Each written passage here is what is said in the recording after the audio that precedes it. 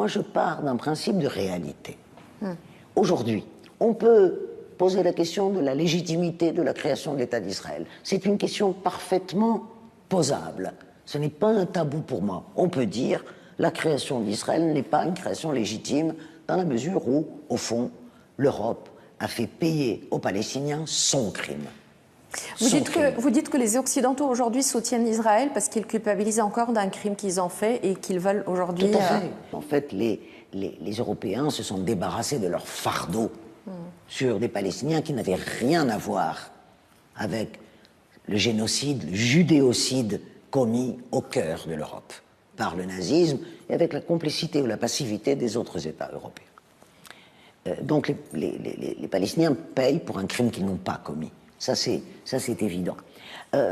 Défendre Israël, non. Moi, je pars d'un principe de réalité. Aujourd'hui, si vous prenez le territoire de la Palestine mandataire, il y a à peu près, démographiquement, de façon équivalente, autant de Palestiniens que d'Israéliens juifs.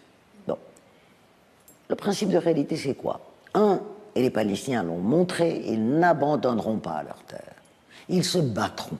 Ils se battront, même la première Nakba en 1948, même la deuxième tentative de Nakba aujourd'hui ne le fera pas quitter leur terre.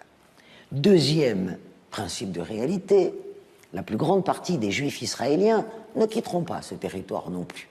Eh bien, à partir de ces deux principes de réalité, eh bien, il va bien falloir bâtir quelque chose un jour ou l'autre.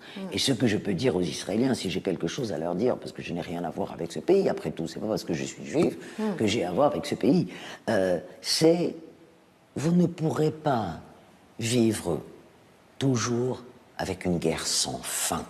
À un moment, vous devrez mettre fin à cette guerre. Et mettre fin à cette guerre, c'est reconnaître les droits des Palestiniens.